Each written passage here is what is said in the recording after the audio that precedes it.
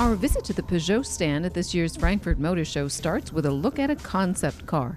The HX1 is a daring attempt by the French company to create a van just under 5 meters in length with gull-wing doors and a 299 horsepower hybrid drive system based on a diesel engine.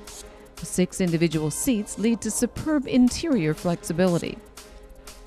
The world premiere of the 508 RXH represents an upmarket extension of the 508 family. The well-equipped crossover with its wagon-sized trunk space and its flexible interior comes equipped with a 200 horsepower diesel hybrid system. It runs on pure electric power alone, but you can also choose from sport, all-wheel drive, and automatic modes.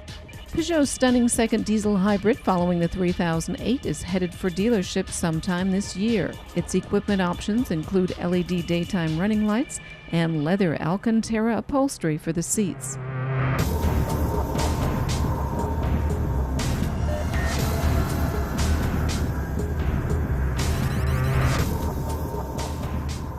The Frankfurt Motor Show naturally provides us a platform to represent the brand.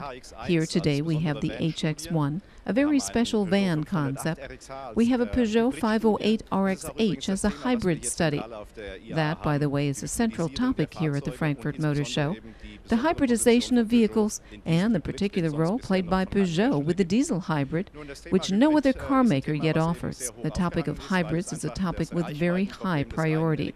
For customers, it solves the cruising range problem of a purely electric car and traditionally combines the combustion engine with the electric motor.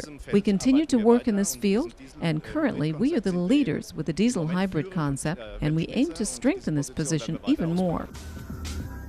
Peugeot is concentrating its efforts for the future also on electric drive systems. Whether with the likes of the futuristic concept, the EX1, as a production car for the city, the Ion, or an exclusive two-wheeler, the French see chances and opportunities for practically all vehicle concepts. With its e-bikes, Peugeot once again redefines the concept of the bicycle, like at the beginning of the brand's history at the end of the 19th century. Even with all their environmental technology, the French continue to reflect their dynamic potential in the realm of motorsports.